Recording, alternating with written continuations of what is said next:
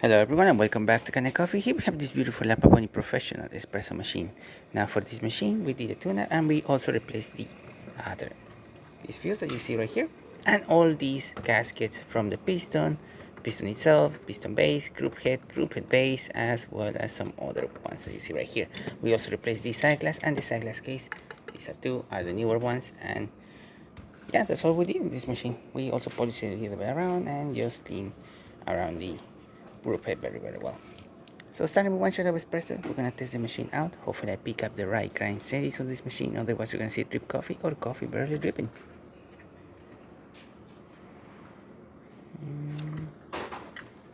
Okay, and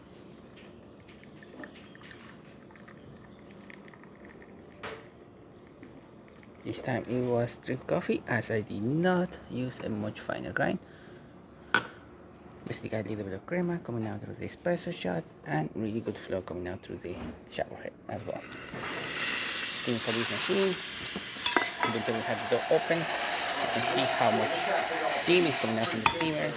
Good pressure, really powerful, working excellent.